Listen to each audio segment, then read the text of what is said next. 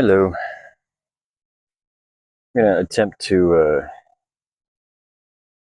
give a version of my lead or testimony, as they call it. A lot of you know, my name is Chris.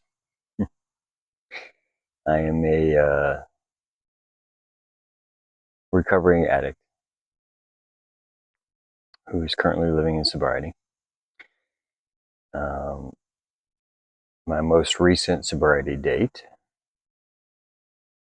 the one I celebrate, is November 21st, 2023. It gives me 2 years, 9 months, and 2 or 3 days. I only know this because I recently looked it up.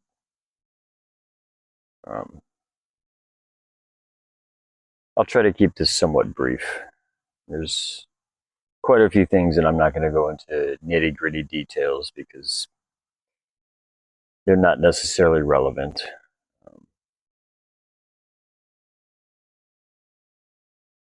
So the typical lead format is, who am I?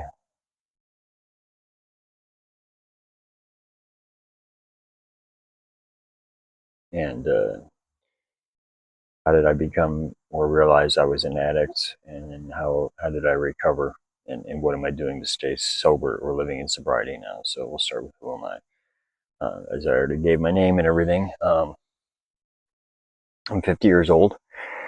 I've been an on again, off again intravenous heroin addict for approximately 20 years. Pain pills prior to that for a couple of years. In my teens, you could probably say I was addicted to hallucinations or hallucinogens, I should say. I did have quite a few period there in my late teens to early 20s, mid 20s, where I was totally sober. I would drink recreationally, but I actually had a few years where I was just completely stone cold sober. And then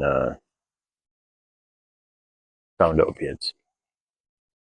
Anyway, I didn't come from an abusive family, or I didn't have like a whole lot of mental or emotional trauma or anything. I had, pretty standard stuff.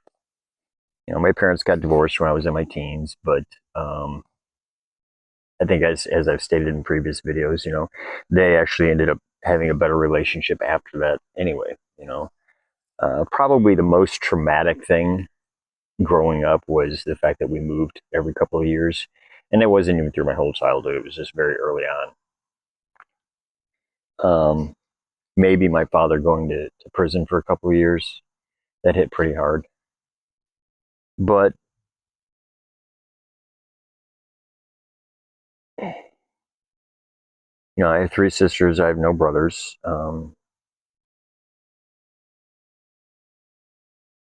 So in that regard, I guess I was somewhat spoiled in some regards. I never noticed it. They would say otherwise. I mean, looking back, hindsight being 2020, yeah, I did probably get away with a lot of shit. But the point being is, it's not like I was ever, I didn't suffer any kind of physical or mental or emotional abuse. Nothing personality altering, I should say. But I spent most of my childhood and most of my adulthood feeling like the black sheep, feeling very isolated, feeling just different. Not necessarily on the outside, just on the inside. And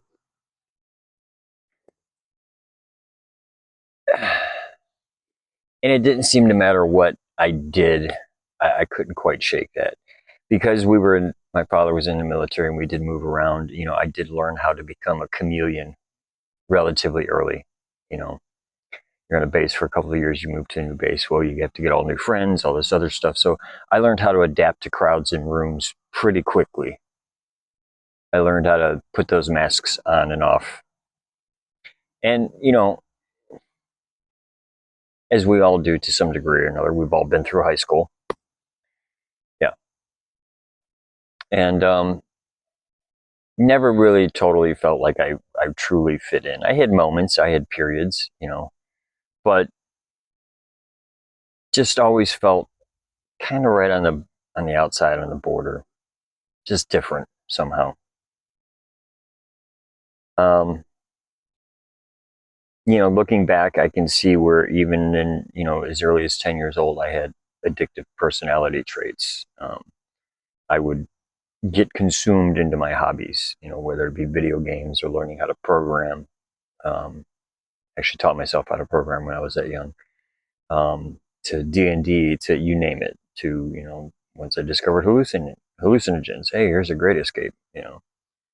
And it's really, and I've said that before in multiple videos, but whether it be alcoholism or drug addiction or shopping, gambling, work, sex, whatever your afflictionism is, it's all just a form of escapism. You know, on the surface, it might be a way to numb, but ultimately you're trying to either escape that pain or escape your reality in your life.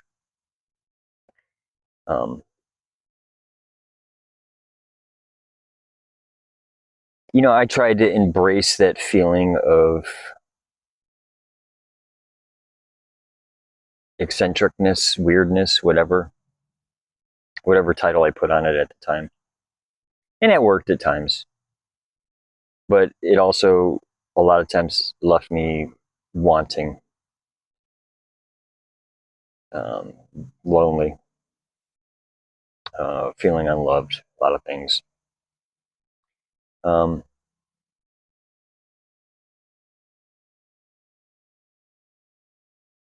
I was raised Roman Catholic. I was baptized. I had my first communion.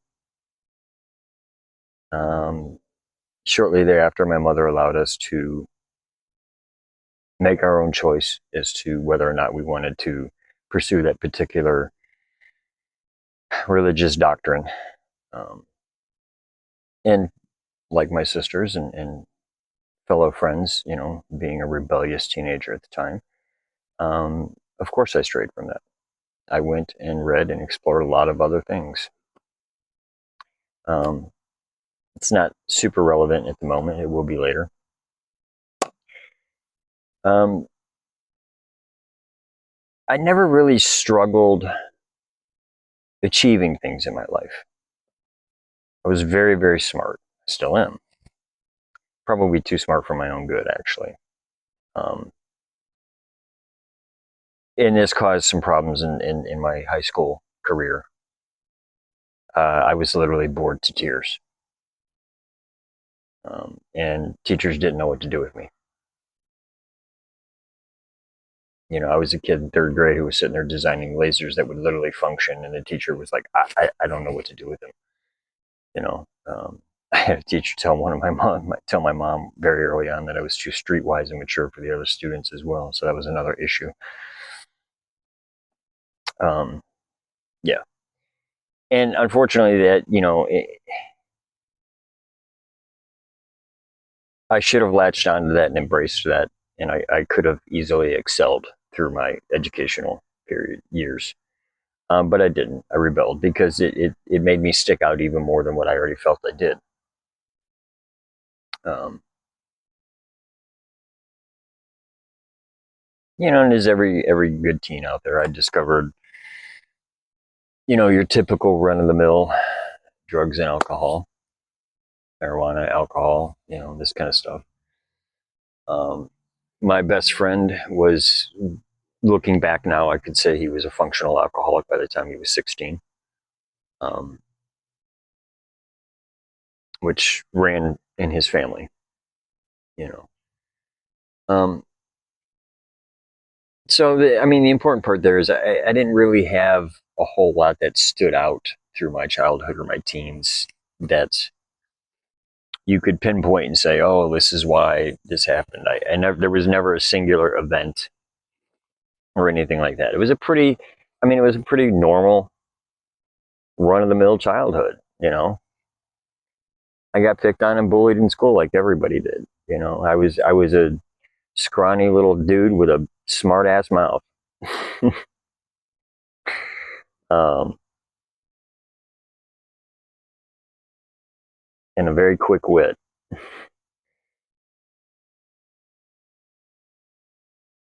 fast forward a few years.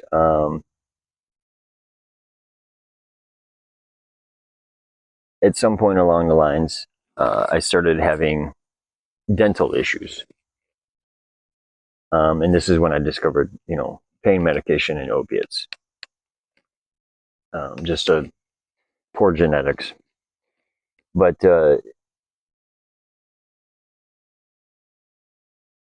once I came across those particular substances, um,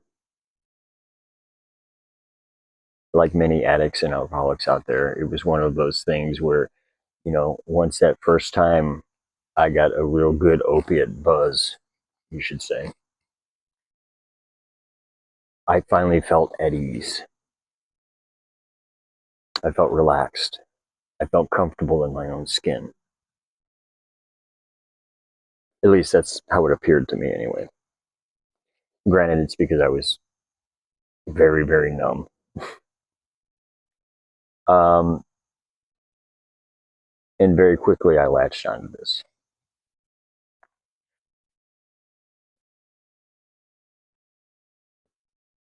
There were some other decisions I made that actually led me down the path of actual heroin.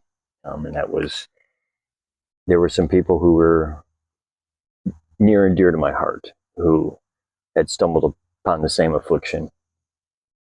And I personally didn't like the way other people looked at them and treated them, nor did myself. I found myself thinking of them as less than human, and that disgusted me. I won't say that was the only reason I ended up going down that road, but that was a very strong contributing factor. Um, Needless to say, it didn't take long for me to pick up that particular habit and that addiction very quickly. And it didn't take long for me to start to spiral and become a person that I truly loathed and hated. Um, in pretty typical addict fashion. We never fail to fail. It's the easiest thing to do. And, just like a lot of other people, it's, you don't necessarily start off thinking, oh, I'm going to become an alcoholic or I'm going to become an addict. That's not how it happens. It just happens. Most of us, it starts off as some form of recreation.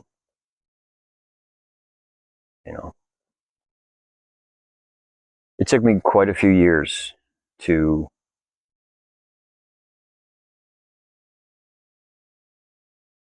even admit that I had a problem. you know um, it's so funny. I can look back now and I can see where, early on in my addiction years, thinking that I could just stop or I had control over it and all these other things. And you read all the information and denial and all this other stuff. Oh, that's not me. Yeah, it really is. There's a reason those texts exist. Stereotypes are stereotypes for a reason, folks. You know, um, addiction is progressive. And I've spoken on this before too. Addiction is progressive. One of the things they say in a lot of the rehabs and 12-step rooms and stuff is that, while you're in here getting healthy or whatever it is you're doing, your addiction's out in the parking lot doing push-ups just waiting for you. And it's true. Every time I've relapsed, I essentially picked up kind of where I left off. And what they mean by that is not necessarily in the amount you're doing and stuff like that, but where you are mentally and emotionally. One of the things that happens when you start to abuse a substance is you emotionally stop to grow. It stunts that. So when you get sober, clean even, and I have a distinction between being clean and sober. And there's a reason for that, and I'll explain that shortly. Um, the first thing that happens is however long you have been abusing said substance and numbing yourself and escaping from your reality, you have that many months, years, or whatever of emotional growth to get caught up on. And given the fact that you have been stunting that emotional growth, well, guess what? You don't have any way to regulate it. and it's going to hit you like a fucking freight train or like a floodgate. It's just bam, and then you're on this roller coaster. And unfortunately, this is probably one of the biggest things that happens to people when they relapse, myself included. You know, my first half a dozen relapses were because I had no way to regulate the emotional floods and the highs and lows that I was going through. Nor did I have anyone explain to me that is actually a totally normal process of recovery. You know. Anyway, my point is over the course of 20 years, my addiction got worse and worse, and every line I drew in the sand, I snorted or jumped over. Um, you know, every rock bottom, I found a trap door and a ladder down. I can't tell you how many times I would find myself doing something that I swore I would never do. I'll never steal from a loved one. I have. I'll never become a booster. I have. I'll never panhandle. I got very proficient at that one. I'll never be homeless.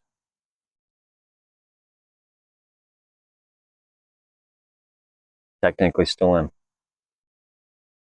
Um,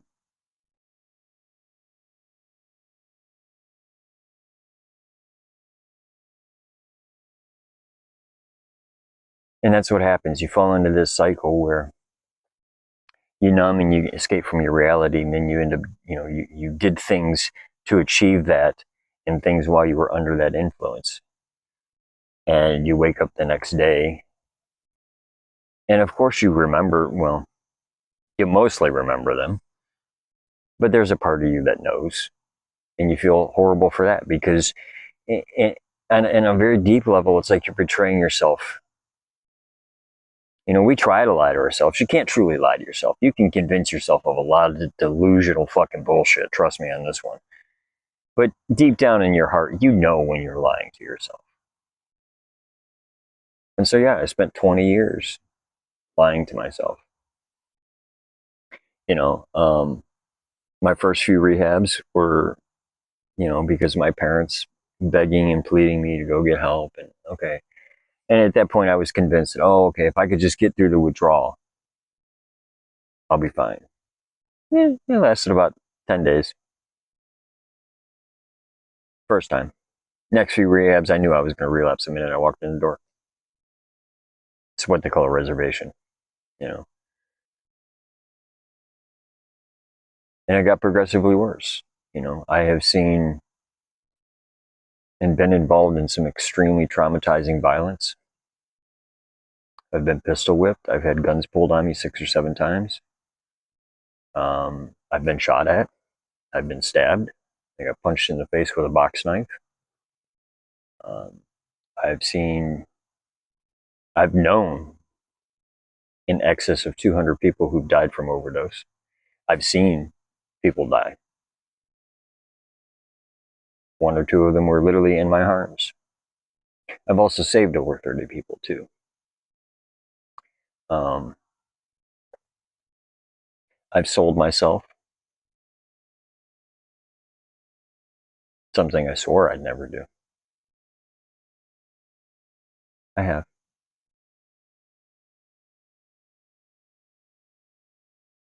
You know, and I don't get into these things to,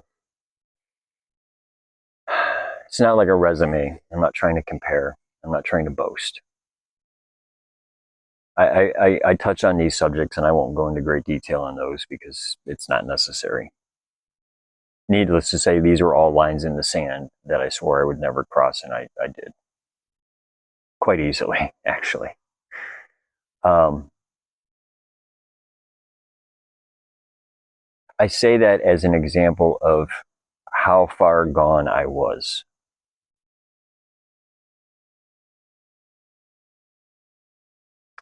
Because a big part of my recovery or journey back to sanity, to healthy emotional and mental states, so forth and so on, and learning how to truly live in sobriety. Um, it was a combination of several different approaches.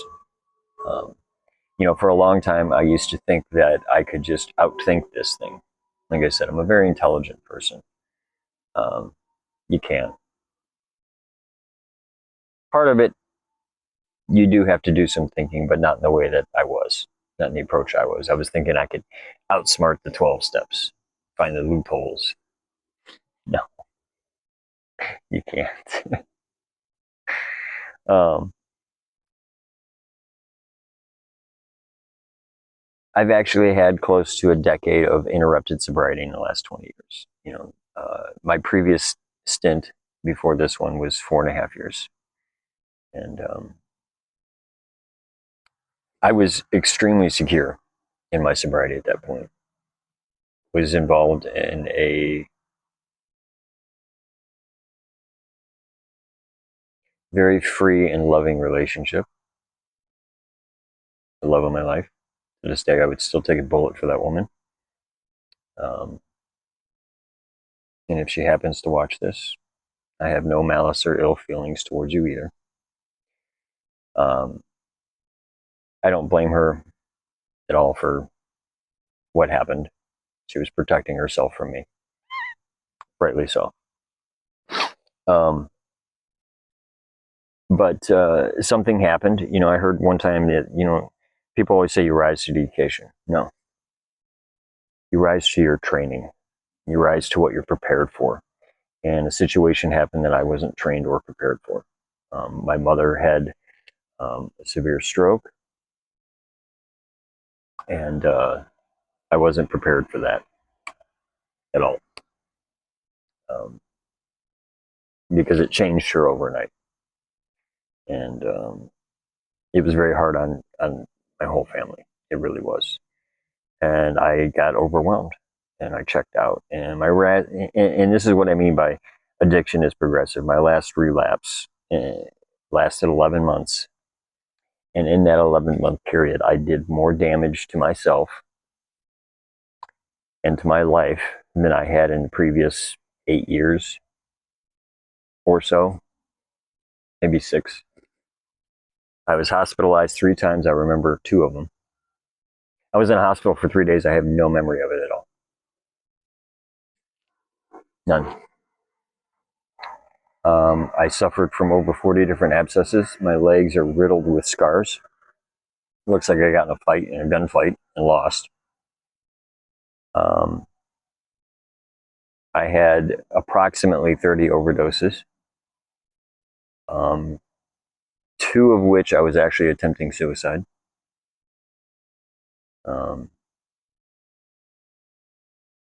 yeah, and that's what I mean by it's progressive. I pretty much picked up where I had left off as far as the emotional areas, and that's what they mean by when you relapse, your addiction starts off right where you left it. And that's what it actually means.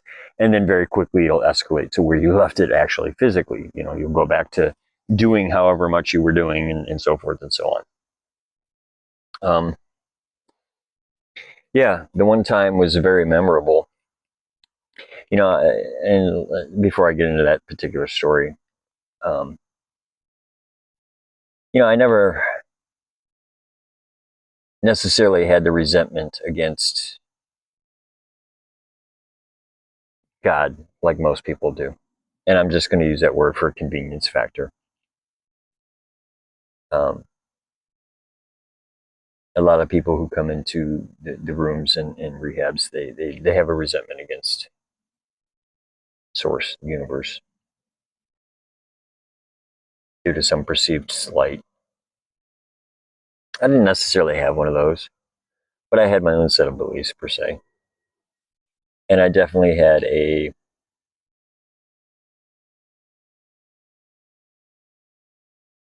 we'll just say a bad taste in my mouth when it came to organized conventional doctrine, as most of us do. We've all had those experiences with people who are fanatical Which, hey, great. I'm glad you're passionate about your beliefs, but that doesn't mean you got to come and shove them down my throat. There's a good joke about that anyway later. So the one time I tried to commit suicide was the last time, which was this is probably about a month or two before I finally, a good friend of mine convinced me to get back into rehab. Um, I will forever be grateful for her for that. Um, the last thing I remember was going through a Burger King drive-in, and I did a shot that night that should have killed an elephant. Literally, it's about 1.5 grams in one shot, which I'm not going to go into any more detail other than that. It should have killed me 10 times over. Um, I woke up the next morning parked in front of a church 6 miles away. Have absolutely no recollection at all of how I got there. I drove. Have no idea how I got there. Needle was still on my arm. I woke up so confused. Actually, I think I had like a half a chicken nugget hanging out of my mouth. Like it was bad. I remember I looked over and I said, "You got to be kidding me." And plain as day, what I heard in my head was, "You're not going anywhere." I was like, "Oh man." Every serious addict or alcoholic has had those moments where they wake up and they think, "Oh fuck, I'm still here." And if you're lucky, you get that moment of desperation, like I had. I heard it said once, that moment of desperation is when God paralyzes the liar in you long enough to hear the truth. And that's exactly what happened to me. I get all kinds of signs and synchronicities of my higher power working in my life on a daily basis. But usually it requires a good sledgehammer, bright red neon sign in my face to get me to actually do anything. And that was a good point in case. Um, Looking back, I can tell you there have been 3 other instances where something similar happened. There was another time I woke up actually on the stairs of a church. Um, Another time I woke up in the parking lot of a church. You know, um, the point to all of that is, at some point in my sobriety and my recovery, it made me realize something, and that is that my higher power was always there, even throughout all my addiction. I can't tell you how many times I would go out to Panhandle and I would pray on the way there, and 5 minutes later, the first person who came by would give me a $20 bill. You know, um, not all the time, but it would happen quite often. And that's the thing. It's not like I always got what I needed to survive, just enough. And the point is that it took a lot of shedding of the ego and a lot of shadow work for me to finally humbly admit and accept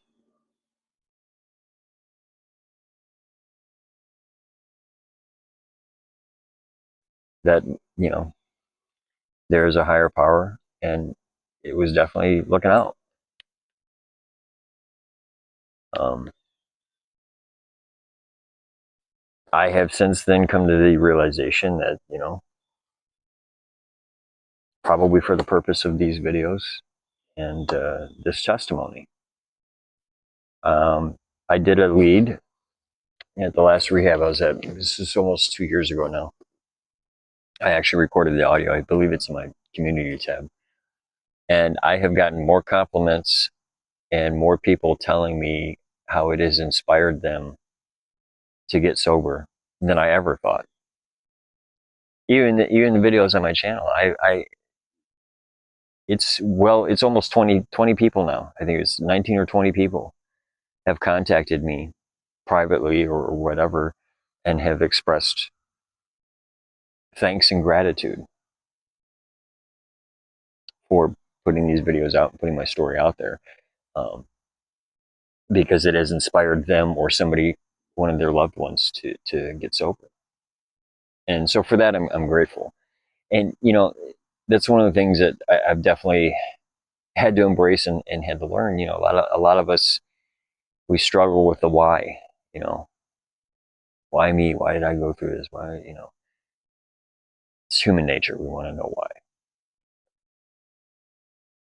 And the conclusion I've come to, and I've told this to a lot of other people, is maybe it was simply because I just happened to be strong enough to survive it. I don't know. I don't have an answer to why. So, what did I do to get sober? Well, it depends on which time, because I've been sober multiple times. But the last two times, the big, big, big thing was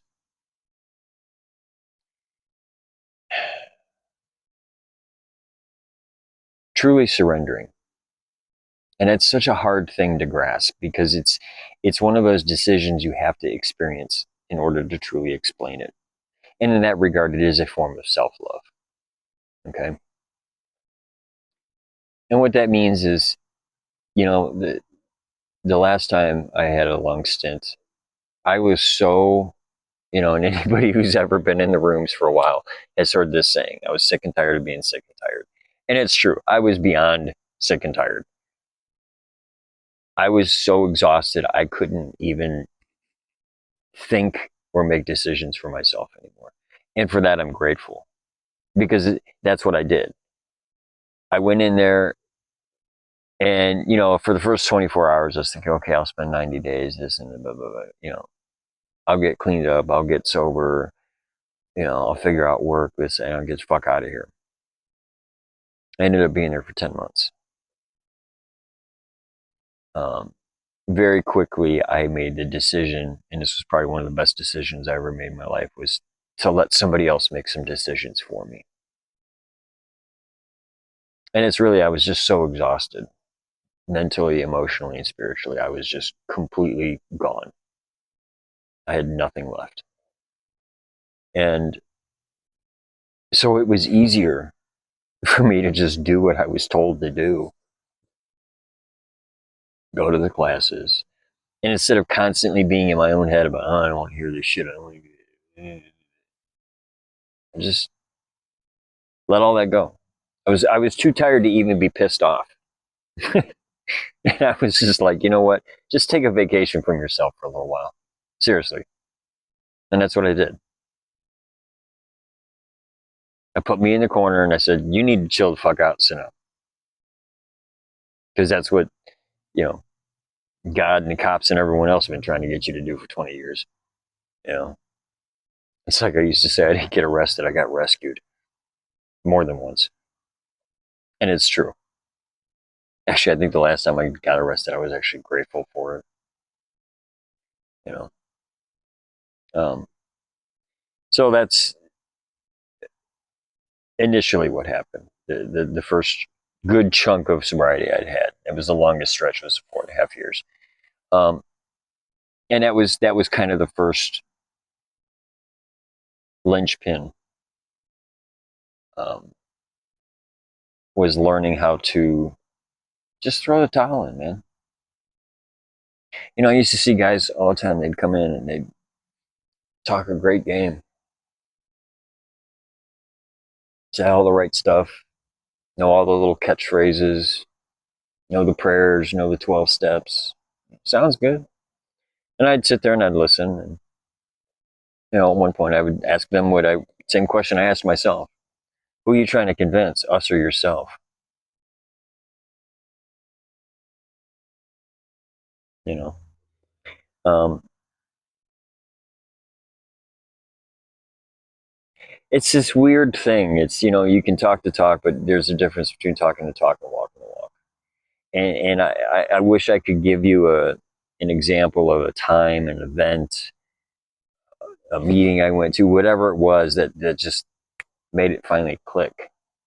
And I really can't, other than the fact that I truly surrendered. I finally just accepted the fact that my best thinking and my best way of dealing with life, not even best way, but the way I had been dealing with life, got me here, got me into a rehab again, got me to the point where I had burned down my entire life and given away everything again. This is the fifth time. I'm 50 years old and I'm starting my life over from scratch for the fifth time. I'm getting pretty good at it. Not that I should be bragging about that, which I'm not, but that's how many times I've done this. That's how many times I've fucked it up. And the funny thing is, once you make that decision to truly surrender, after that, to truly live in sobriety means this. It means you build a life that you no longer wish to escape. That's it. And that can mean a lot of things to a lot of different people.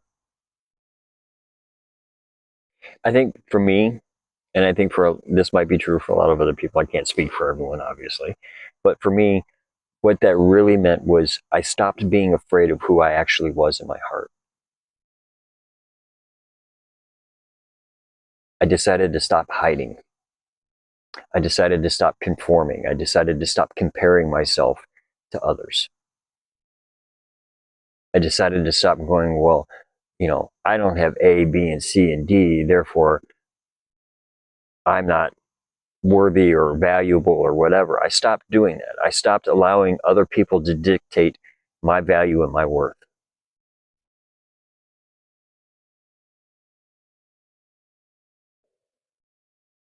I started truly believing in myself again. Because we all do as kids, obviously. And there's all kinds of little things that help me do that. You know, yeah, have I made some bad decisions? Fuck yes. I've made some horribly stupid, ludicrous decisions, you know? But that doesn't make me a bad person. That just means I was fucking dumb, you know? I mean, and that's the thing. Have I done some bad things? Have I committed crimes? Yeah, I have. Have I lied? Have I manipulated? Have I stolen? Yes, I've done all of those things. I didn't know of any better way at the time. Or even if I did, I wasn't convinced that that would work or it was going to take too long or whatever it was. Whatever justification I came up with in my head. Where addicts are great at justifying everything and anything under the sun. Trust me, believe on that. But what I had to realize is that, okay, fine. I've made some bad choices in my life. I might even be a bad person. I might be out there maliciously, with intent, causing harm to other people. That wasn't me, but I've known people like that. And as bad as that is, quote unquote, bad does not mean unworthy of love. And that was a real turning point for me. And I've seen it be a turning point for a lot of other people. I've run groups, I've sponsored people. Last night, I did a video on this. I got called with 2 hours notice to go do a lead at a meeting. I haven't been to a meeting in a year and a half. I'm not even necessarily intimately involved with the support group systems anymore. Am I still kind of in orbit? Yeah, sure. Am I still in touch? Yeah. But do I go to meetings weekly and stuff? No, I probably should. If not necessarily me to give back. you know. Um, but yeah, just because you've made some bad choices in life doesn't mean you're not worthy of love.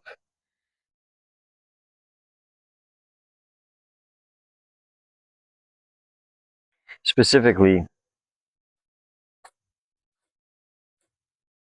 self-love, which isn't just bath bombs and pedicures, folks. Okay, it's it's a lot more than that. It's not just taking care of yourself physically. It's not just pampering yourself on occasion. It's truly loving who you are and allowing that to come out. Test yourself. Look yourself dead in the eye and see if you can say, I love you, and mean it. Most people can't even look themselves in the eye in the mirror for more than 10 seconds.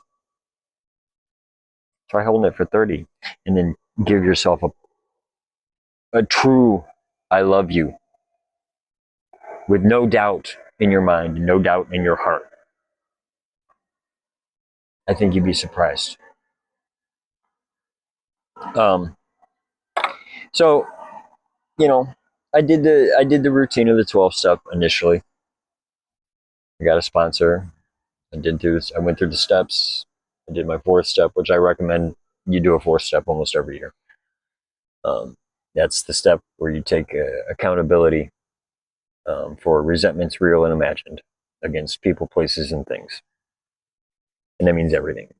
It means against the cops, against the schools, against the religion, against God, against the third grade bully that you never got over, against the ex that's still bothering you 10 years later, against all that shit. A resentment is if that person were to walk into a room, would you have an emotional reaction? And it doesn't always have to be bad. Or same thing, if you were to go to that particular place or institution, would you have an emotional reaction? Would you get anxiety? Would you be nervous? Would you be upset? Those are essentially resentments. Now, granted, most resentments are anger and or fear based. But the point is this: in every situation you're there. Whether it be an interaction with a person or an interaction with an institution, or you went to a place, you're involved, which means you are partially accountable for the results of that. I don't necessarily like the word accountable because it carries a heavy negative connotation. I like ownership. So take ownership of the part you played in all of those things. That's how you truly empower yourself and truly take your power back. Sorry about the plane.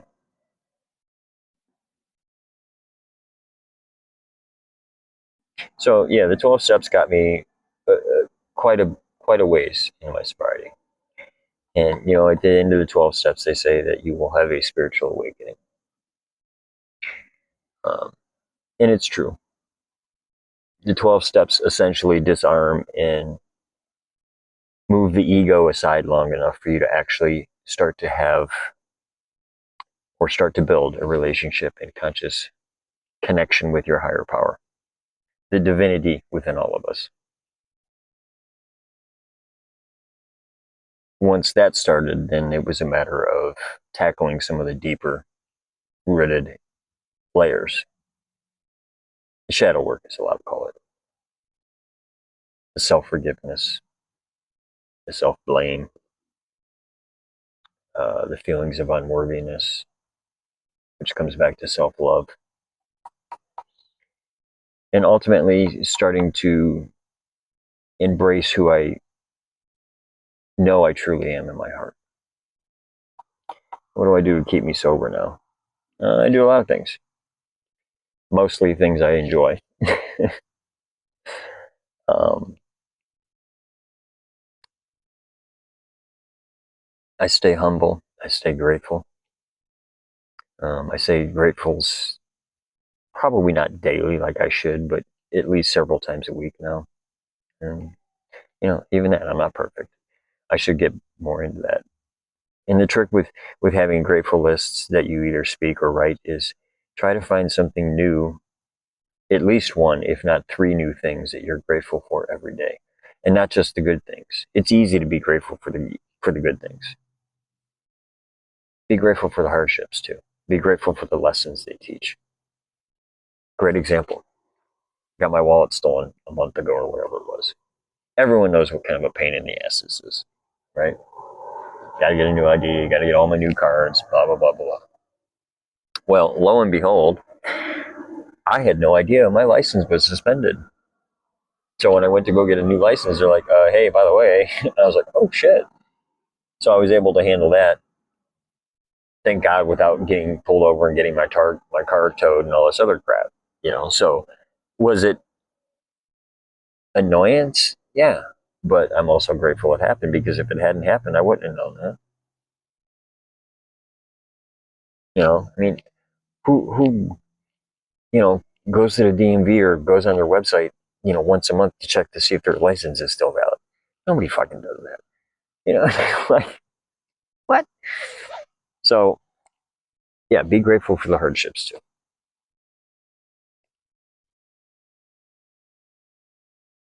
That's part of the life experience. Have I found serenity? Yeah,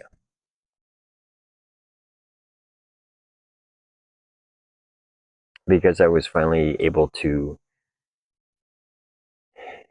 come to terms with myself through a lot of self forgiveness, which is one of the things I struggled with the most. And there are still things that I'm working on as far as that's concerned.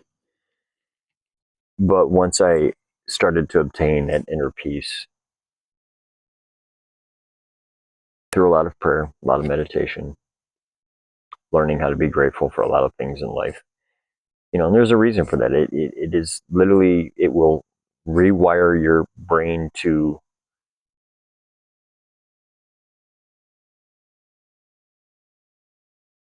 filter out certain information.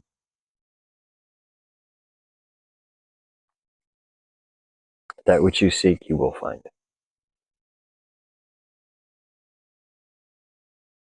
So if you constantly have a lack mentality or fear-based mentality, you're always worried, anxious, um,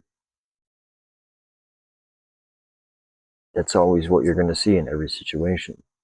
You start learning how to convince yourself initially, but start to truly believe and be grateful for the things that you have in your life. You will start to notice more things you're grateful for.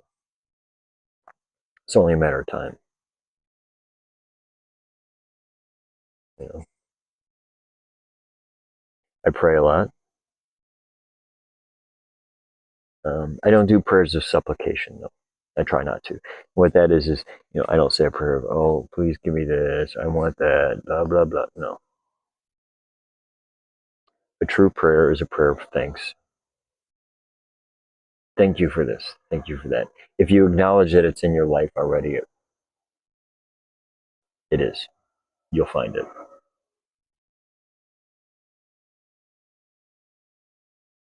What I mean by that is, I'm sure a lot of people have experienced this one. I know they have in the rooms, and I myself have.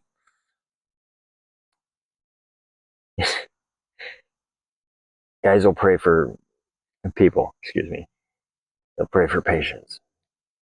A week later, they're super frustrated because all week long, all they've gotten is all these situations that are testing their patience. And I just laugh. They're like, wait, why are you laughing at me? I'm like, well, you got exactly what you prayed for. Like, what do you mean? I said, you've got 100 opportunities to prove to yourself that you have patience and to exercise it. And then it clicks and they go, oh, shit. Yeah. It's kind of how life in the universe works. It gives you the test and then the lesson. Cause and effect kind of reversed, I guess. I don't know. So, this wasn't a super cohesive version of my lead. It's been a while.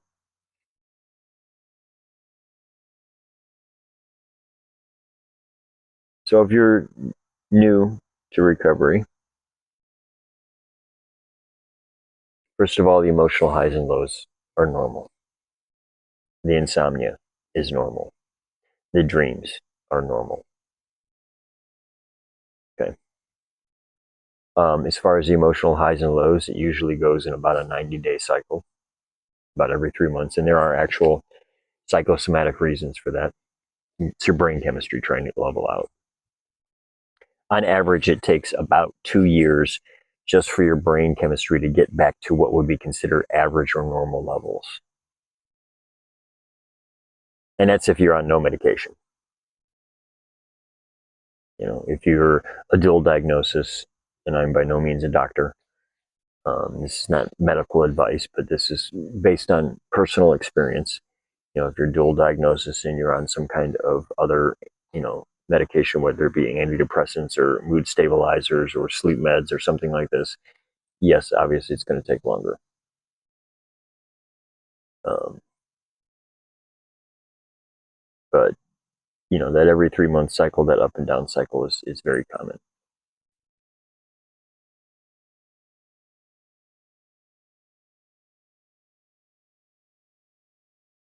I will say that up and down cycle over the course of time will become less severe, and it will start to stretch out. It'll go from every 3 months to every 4 or 5 months, every 6 months, every 9 months, every year. In the course of over a year, then, you will start to stabilize. Um,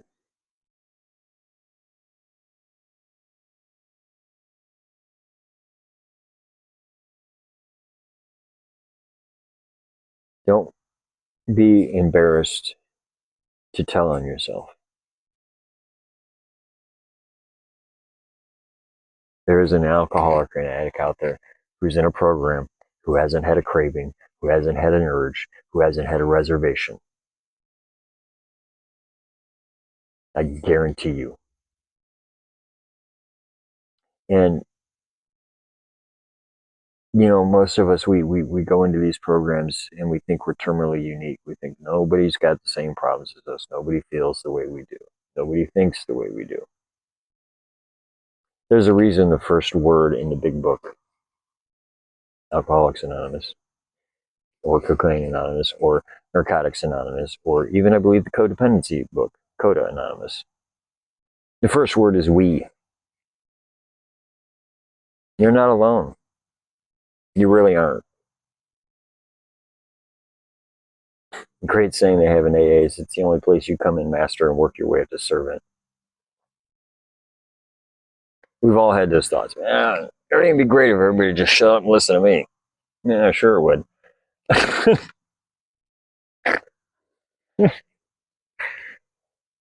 So, but don't be afraid to talk about the urges and the cravings. And, I can tell you firsthand too, doing your fourth step and stuff can be very intimidating, because you're putting out on paper and you're telling somebody about all of the dumb, bad shit you've done and all of these other grievances you're airing.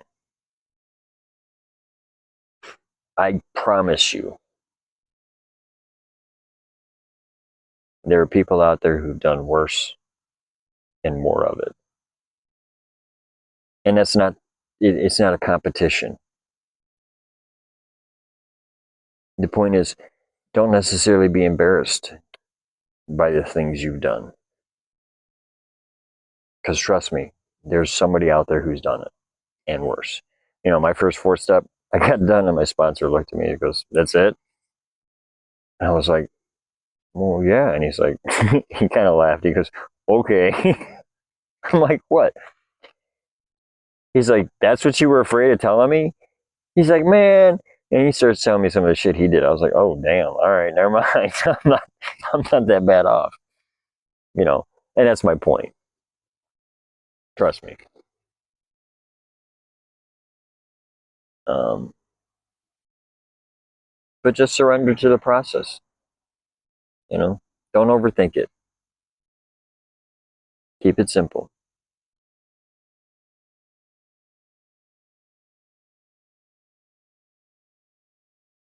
And just remember, the way a person reacts to you isn't an indication of your value or worth. It's an indication of their own character. So don't allow people to shun you or put you down if you're trying to better yourself. So I'll leave it at that. That's a long one. Whew, just looked at the time. My bad. I hope this helps. Have a blessed day.